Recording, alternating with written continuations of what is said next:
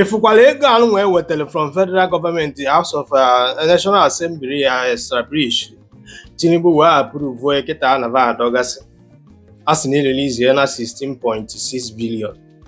Before ana m anụbu dat na ego a karịrị ego n'afọ, mana ebe nke a kịta apụtagoro ife ebe a ka gị nwa bụ onye Igbo afọ na-ekwu okwu marginalization, because onwere oge anyị ebelọ maka anyị na-alapụ ife ebe anyị suppose rie na-atụ aka n'ọnwa. Ana m agwa unu ebe a steady soon that na problem ndị Igbo abụrụ Abuja, ọ bụrụ ndị Yoruba nke o ji abụ ndị ugwu. N'ọkwa nwanne m na gị na-abụ some of them ga-abụ anata contract na Abuja ga-esi wee rụrụ anyị ụzọ, rụọ hospital, butere anyị prepaid meter. Do you understand what I'm saying?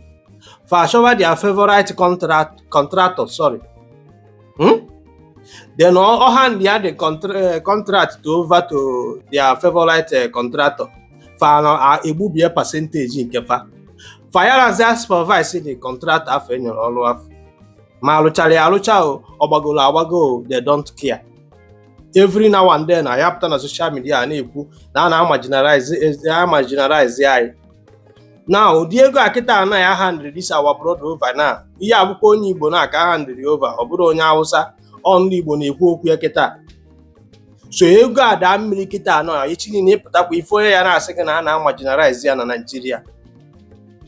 You got with Telekete when we for Basayana and Anambra State Governor or Enugu State or any Southeast Governor. He have we go federal government to the reason to develop an Igbo, to industrialize an Igbo.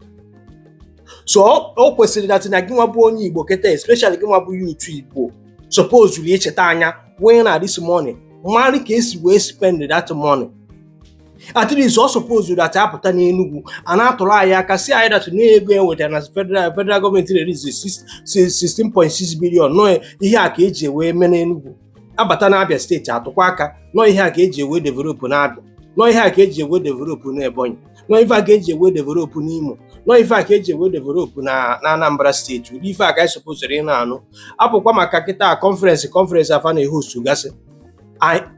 They keep on sharing, embezzling that money. You know the ebe ọjụzọ kano na accuse the guy na fajere Abuja kwụọ ụgwọ one room ka ogene that's no office about 100 and something million. Now ọ bụ na ihe abụ Southeast Development Commission. Is there any need na fa na-enwe office na Abuja? Fabia na Anambra State ma ọ wee Ebonyi ma ọ bụ Abia ma ọ bụ Imo State. O ya enwe ebe ha na-akwụ nwa anụ ebe a 3 million until they finish this program. Do you understand? Go to Aba, we have a lot of talented people, a lot of ideas. You know, invest in human capital. Invest in a standard hospital. You got to go invest in our people. I will gas in the Yabu footballer.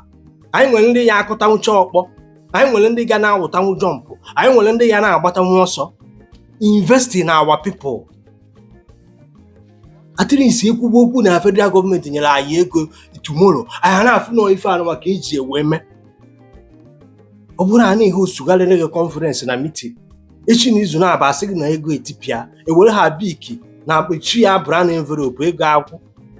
Tomorrow kwa ifukwa onye Igbo ga na-apụta na social media na-acha ụtụ we are marginalized. A na-marginalize anyị na nke anyị na-adị iche na anyị nwere ife federal government na-enye anyị ewetakwana na 16.6 billion na ife a na-agbagharị ebe ahụ. They can't even account for the money yet.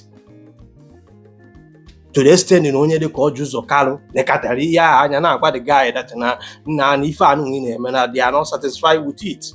Onye dị ka ọjụzọ kalụ ịma na ọma ihe a na-alụ. Do you understand what I'm saying? Nke a bụrụ na gọvanọ na control nke a. Gọvanọ na-anata ma security vote ya dị ile onwe ya. So ọ bụrụ na ego a na-ewetara ego igwe develop igwe nye gọvanọ ka o wee mee nke ọzọ. No, enyere gị ego a for development of our need. You need to manage it properly. And again, what Igbo you suppose to jụọ ajụjụ bomba to bomba ka amara ebe ego aba ka amara ife eji wee debegasị na Igbo mara ife eji wee lụ. Ọ bụrụ everyday ya na-eche esigharịcha ekele kwenu m unu. Nekwu ya ihe abụọ nwanne anyị nwoke asụ na onyenwa bụ the expert ka asụ na onye bụ the director Mike Okoye echi ma taa ma echi anyị suppose ị na-ajụ ya ego ọ natara 16.6 billion kedu ife eji wee rụ kenekwenụ m